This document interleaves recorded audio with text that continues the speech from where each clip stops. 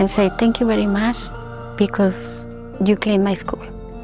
I just want to exude a love for children, a love for children's literature. As a mom, I believe that I treat these kids like I would treat my own. Those kids that we're teaching right now, they might be our future teachers. My job is to help those voiceless kids. And when I'm painting, I get asked a lot, can I help? Can I help? Kids love to paint. It's like I have 175 extra babies, which is fine. These are my people.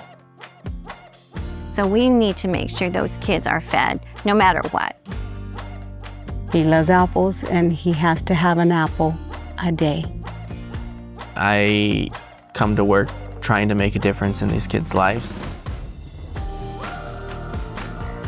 People shouldn't have to think about what goes into getting the school ready. It should just be there when they come in. Well, I know what I need to do in the morning and what needs to be done, and I can come in and go to work. We have kitchens that open at 4:30 in the morning to start breakfast.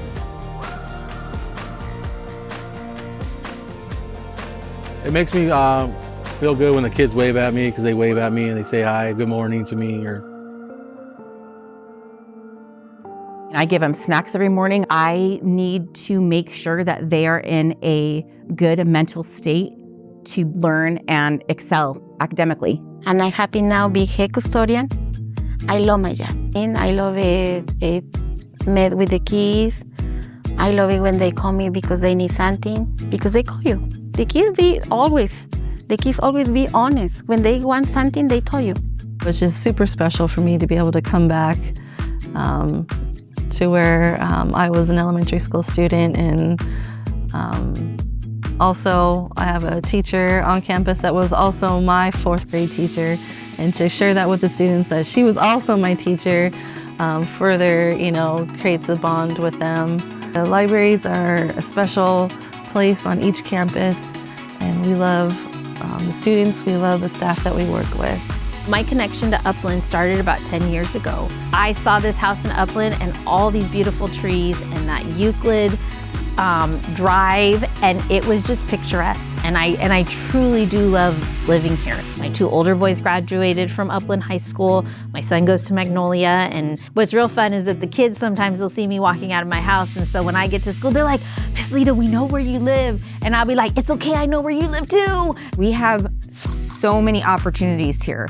There's a teacher that I know of that has her own Instagram, and she's always doing these super fun science experiments with kids, and the kids love her and are always so excited to be in her class. It's just like throughout the campus. You can go to any department, you can walk into almost any classroom, and the kids are really enjoying themselves. They're really engaged, they feel comfortable, they're at home, and so many people that I work with that set the bar so high that it makes me want to work harder. And I think that's the excellence that we see at Upland High School. Like, I enjoy what I'm doing when you come to work.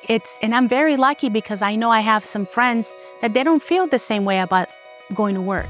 My husband it's a retired school teacher from Upland, and then we moved to Upland.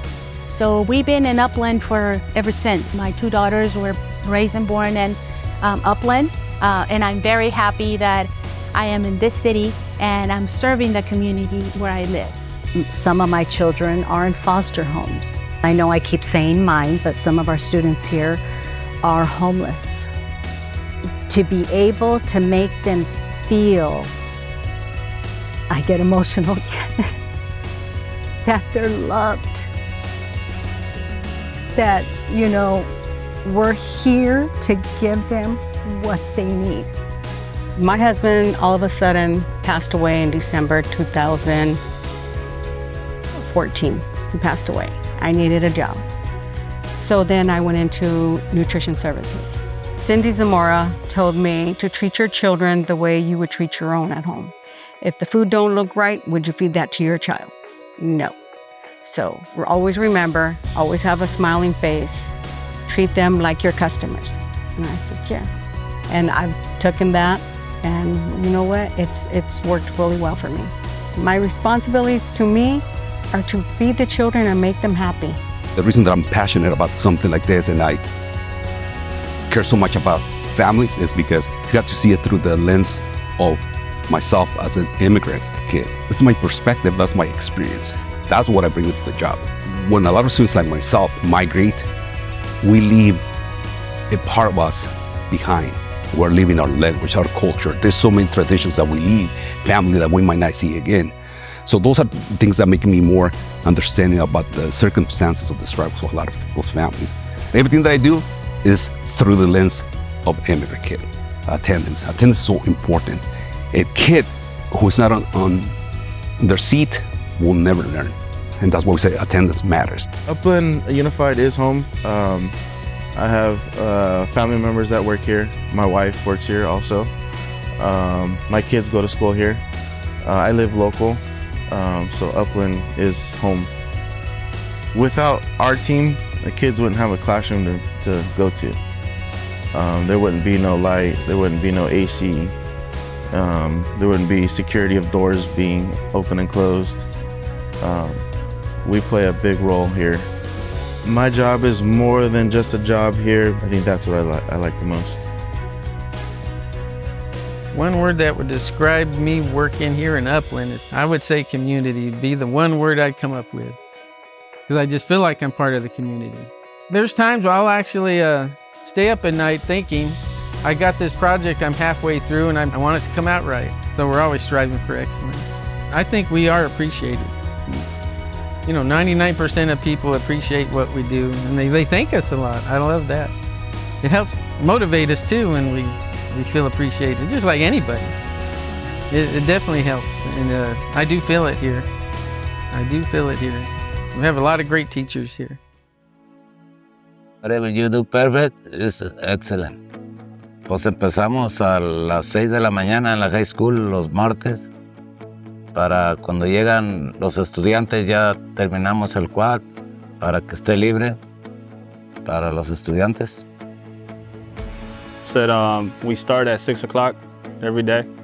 On Tuesdays we come a little bit earlier to do the quad, so when the kids get here they don't have to put up with our noise and all that. Yo me siento feliz, me siento contento de venir a trabajar y le doy gracias a Dios de que me dé otro día más de venir a trabajar. A mí me gusta mi trabajo. Aquí las personas son muy amables todos. Everybody nice here. He loves his job.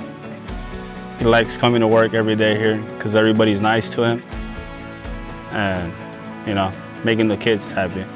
For me, as a health tech, working with kids every day, it's a very gratifying job. I can't imagine myself not being here and seeing the kids every day. As a kid, I never liked going into the health office because the health clerk was not very nice.